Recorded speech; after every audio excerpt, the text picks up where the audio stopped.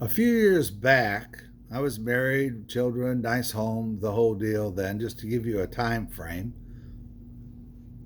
the first time I had ever heard the C word, cancer. Now, like I said before, I've lived a wonderful life and been very healthy for 70 years. Nothing but a blessing. That's all comes from God. But so on my right temple, a little bump comes up. You don't think much about it. You know, things grow on you or whatever, and skin tags and this and that. And so it got a little bigger and it got a little bigger and it started to bother me. And it didn't look good, one of those things. So I go to the doctor, my family doctor, and she said, "What is that?" I said, "I don't know. What is it? You tell me. You're the doctor. What is it?" She said, "I don't know." It was about the size of a Cheerio, a little Cheerio, the cereal, on my temple, and it was, like a mole type looking thing. It didn't look terrible, but it didn't look good. So anyway, I'm fair complected, so I'm out in the sun all the time, selling cars and everything else. So skin cancer is very common, and of course melanoma being the worst, but whatever. So she said, "Well, I'll just cut the top off it and send it off for a a test to see if it's malignant or not." I said, "Okay." Biopsy. Send it off for a biopsy. So I said, whatever. I was concerned because I never really had anything like that happen to me before. But so she did. It didn't hurt. She numbed it, whatever. Sends it off. So a week or so later, I get a phone call from her office and she says, "Hey," she said, "it's cancerous." I said, "Oh, of course, fear goes into you. I mean, it's amazing. As a matter of fact, I was at the Daytona 500 watching the NASCAR race. I could hardly hear on the phone. I had to wait till the cars lapped around to the backside of the track in order. I said, "What is that again? What'd you say? I can't hear. I'm at a race." She said, "You got cancer. You got cancer." I said, oh boy, I don't even remember who won the race. So, anyway, to expedite this, I said, "What do we do next?" And she said, "Well, you're going to need, outpatient surgery and get that taken off." So she refers me to a dermatologist. Now, it was squamous cell, if I'm saying it right, squamous cell cancer. It was not melanoma, which is, a pretty quick moving cancer, but it's very curable. You just cut it off. So I was nervous because I'm not used to operations. I got, anyway, big sissy, I guess. So I prayed about it, of course. And I go into the doctor's office and we have the surgery. At that point in time, they'd come out with a new process. I can't remember the name of it now, but where they did the surgery and then they left you numbed up and they bandaged it, and you went out and sat in the waiting room for an hour or two, and they examined the part that they cut off right then and there, and they could tell if they got it all or not at that point in time. The old days, prior to that, you had to heal up and then come back, and then they would test you and find out that they missed a little bit, and they had to go back and do the process over again. So I went out there and waited. No problem, no pain. It was still numb. Read a couple of magazines, and they called me back in, and they said, "We missed a little bit of it." I said, "Well, praise the Lord. Let's get it all now, of course." That's the reason for it. And they did. And I healed up perfectly, and she put the incision in what they call a laugh line right there from like my eye back, my right eye, and you couldn't even tell. Did a beautiful job. So it's all good. Well, I don't know the time element, but several months or a year, whatever the time was, that spot started to come back in the exact same location. And it started to look just like the other one. It was like it just was starting all over again. And I said, wow. So I'm lying in bed, my wife next to me, she's about half asleep. My daughter is in that computer room that I talked about, but at that time there was a bed there. We had three kids, and it was a 3-bedroom house, but it was a big house. So my two sons were in the other bedrooms, and my daughter was younger then, and so that's where she slept. So it was like she could hear, but I mean, it was an adjoining type room. And I said, wow. I said to my wife, Linda, I said, this cancer's coming back. And she said, what? She was half asleep. And I said, this cancer on my head's coming back. Now what am I going to do? And she said, well, Dan, you're going to go get it cut off again. It's no big deal. You just did it. You said it wasn't that bad. What are you worried about? I said, well, I'm not real worried, but this is crazy. It's coming back. That means they didn't get it. And she told me that this thing can go deeper and take root, and a lot of things can happen. It can get around my eye, and all these things can happen. So all this worry starts coming into my mind. I was a bit of a hypochondriac when I was younger, especially before I really, really, really had the faith that I've got now. And, it was a worry wart, no pun intended. So I said, what am I going to do? She said, would you stop? I'm trying to go to sleep. She said, you're going to go call the doctor in the morning and go get it taken off. Good night. So I laid there quietly, like a good little boy, and all of a sudden it hit me. I said, where's your faith? What's wrong with you anyway? Why don't you pray to the eternal doctor, the great doctor in the sky, in heaven, and ask him to heal you? Now, this thing had come back far enough that it would look similar to before, like the size of a Cheerio. And my wife had seen it. My daughter had seen it. The whole thing. So I lie there in bed, and I started to pray. And I said, Jesus, please, I don't need to go to that doctor. I don't need to be cut on. I don't need any of those things. I should have done this in the first place the first time, but I didn't. Forgive me, please. But I ask of you if you would heal me right here, right now, because I know you can. There's no doubt in my mind that you have the power. Now, this may be kind of unbelievable to some people reading this right now, and I get it. But I'm telling you, this happened, and it's true. And I have a witness. But the fact of the matter is, some of these things are a little unbelievable. And I get all that. But this is true. So I prayed. And I was lying on my back, my right side to the wall, if you will. There was a space there, like a little dresser or whatever, a nightstand. And I felt the presence of someone coming up to me, like their face, on the right side of my head. Now I'm lying on my back and I'm praying and praying with my eyes closed. It's dark in there. And I felt someone's breath. It was like a little bit scary. I'm not going to lie to you. So I laid still and kept praying. And I literally felt his beard just brush up against the side of my face.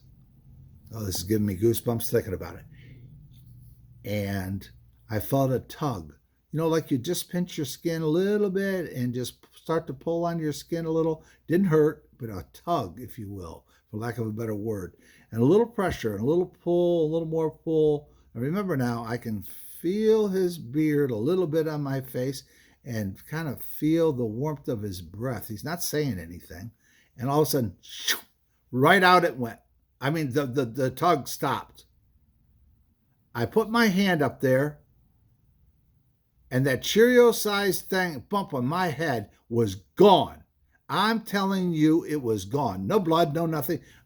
Gone. Just like it was before it even appeared the first time, and just like it was after it healed after the first surgery.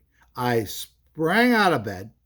I ran to the bathroom, turned the light on above the mirror in the bathroom, and kept looking and looking at the side of my head, and it was gone.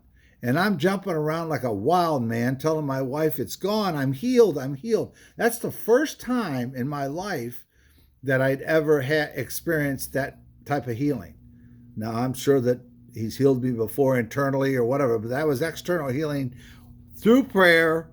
I knew that God had come down and done that himself or whatever. I knew it. I mean, it's gone. Now, little did I realize that my daughter, and she didn't really wake up right then, or she didn't act like she was awake, but she was. She heard this whole thing happen. She was a young girl at the time. and she heard it all happen, and she knew it was real. She knew her dad didn't lie or make things up. She knew, well, with the joy that I had. Now, my wife, it didn't seem to be that astonished by it. I don't know, it's because of faith or whatever, but she was, oh, great. Or first she said, what do you mean it's gone? What are you talking about? I said, it's gone. It's healed. It's gone. So what do you mean? I said, I'm telling you, it's just gone. I prayed and it's gone. It's healed. I'm healed. So anyway, I don't know what went through her mind. I can't tell you. It didn't seem that terribly astonishing to her. I was absolutely thrilled.